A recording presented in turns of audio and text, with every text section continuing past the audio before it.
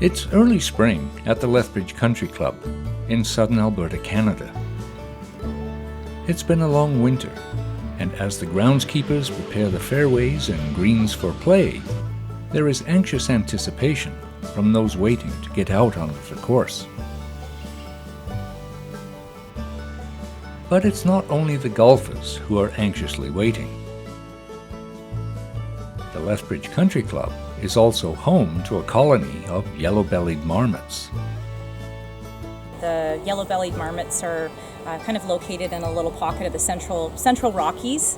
Here in Lethbridge, we're on kind of the northern end of that range. Many years ago, I think it was sort of assumed that most of the marmots were found in higher elevations, but we do know of several in our area.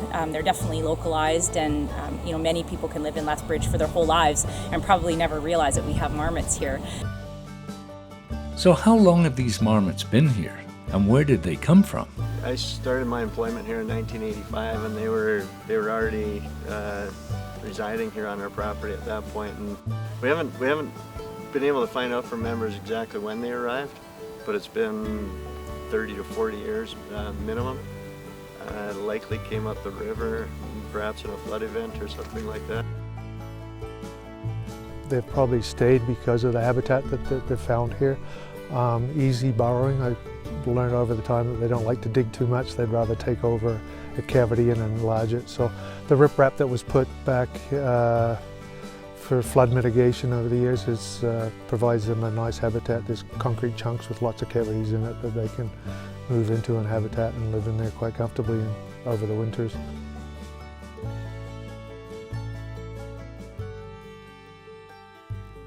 After 8 months of hibernation, the adult marmots, along with their yearling pups, are now slowly emerging from their burrows, where they begin feeding on the rich spring grasses.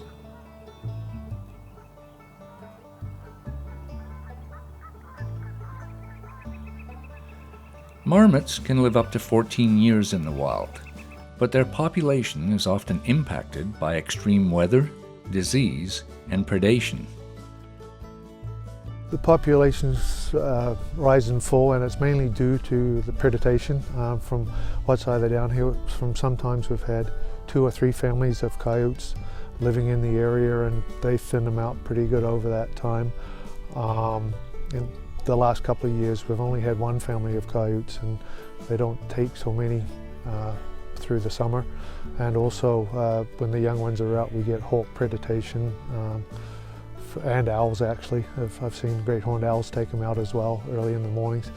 And also, I believe we've had a badger one year that nearly wiped the entire population out. We were down to just about a half a dozen going back into hibernation.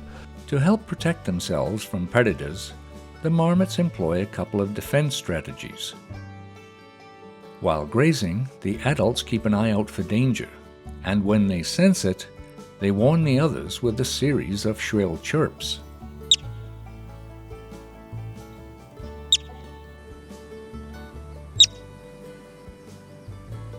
Other marmots, especially the yearlings, will then quickly retreat to the safety of their burrows until the danger has passed.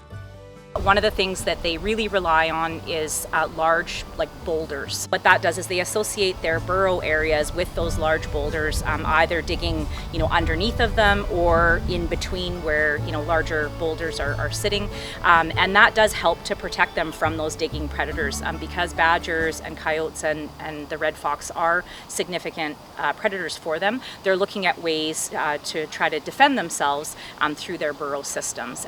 But doesn't constructing burrows on a golf course create special challenges for the groundskeepers and members? Not really, no. Just those holes, our members are well aware those holes are there. You could twist an ankle in if you fell down one of those holes. But we've filled them in with soil before, but they go right back again and clean them out. They really know how to stay out of the maintenance people's way, and golfers, they stay away from golfers too, and so there's really no interaction with them that's any kind of problem at all. We've all embraced them, and yeah, we all treat them very kindly, and make sure our members get a little excited if they hit a golf ball that looks like it's going towards them. They don't want to hit these marmots. Mating usually takes place within the first few weeks following hibernation. I think a lot of times when people think about yellow-bellied marmots that know a little bit about their life history, they're really well known for their harems. So you have these really large males, and we picture like this big swathing group of females that he entertains. But it really depends on the habitat where they're at. So there are some populations that a single male may have a large harem. In other areas, a male may only really be able to defend a territory that's large enough for one or maybe even two females. Following a gestation period of around 30 days, the female will usually give birth to a litter of between 4 and 6 pups. During this time, the males will leave the natal burrows and temporarily relocate to other parts of the golf course. Yeah, the males move out in June when the young ones come out, and they move quite a ways out onto the golf course. We find them everywhere. They end up even in our maintenance yard, under buildings and under the snack starter shack over there. Even in our dump area where there's brush piles, they seem to move into that area. I think because they're temporary homes and they don't have the burrows and stuff, there's some old burrows that they go back to every year on our 10th hole, in between our 18th and 10th, that they occupy again, which are away from the females and the young ones. Although the mother will leave the burrow to feed, the pups remain here for up to 5 weeks before making their first appearance.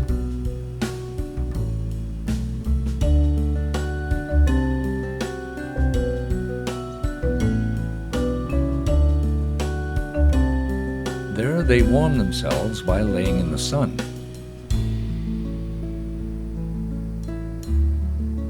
And socializing with their siblings. But like all youngsters, they are naturally curious. They want to explore and check things out, and are not above a little mischief.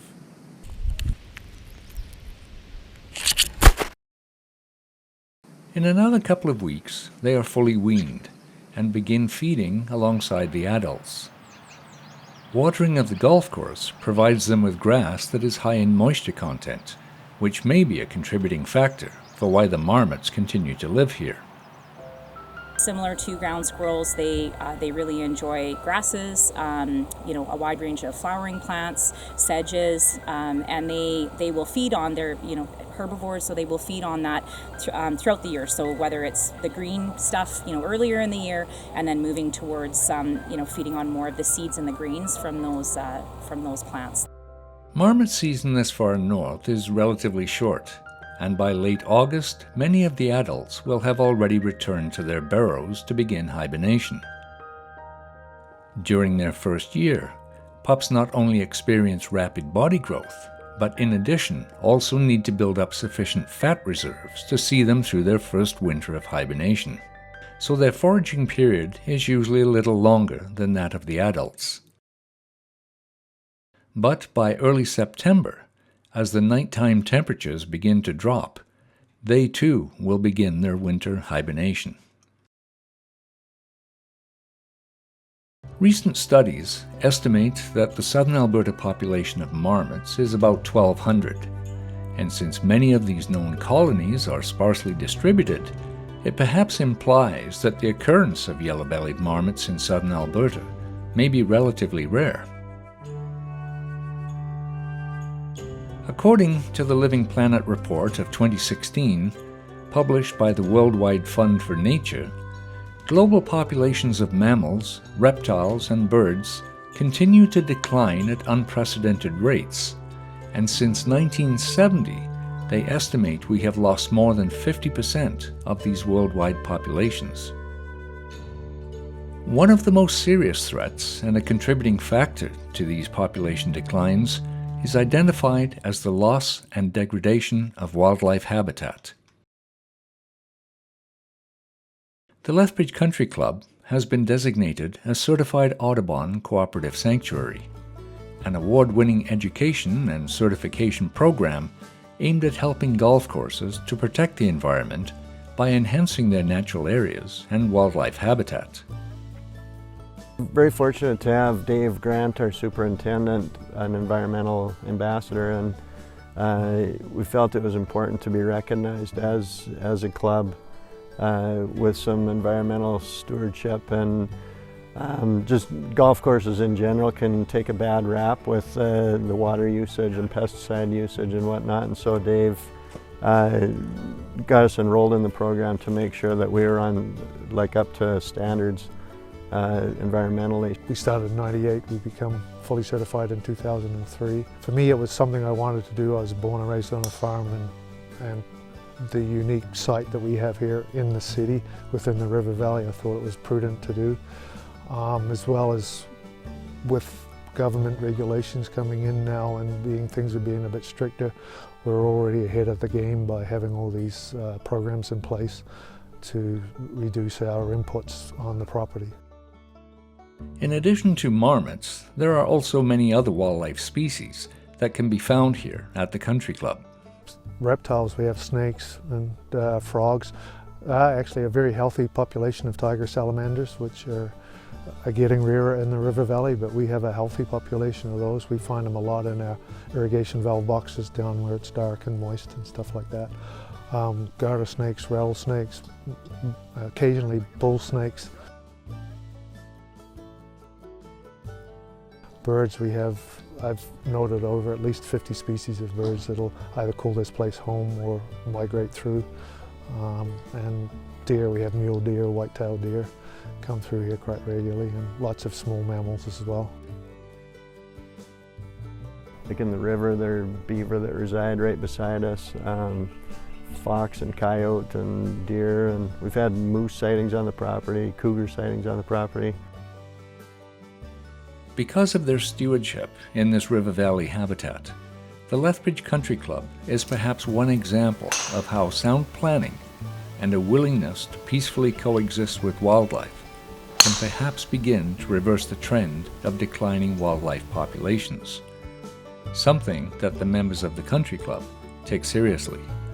They, I think, really enjoy the fact that we have so much flora and fauna here on the golf course that we protect, and make sure that years to come it'll still look the same and feel the same as it did back decades ago.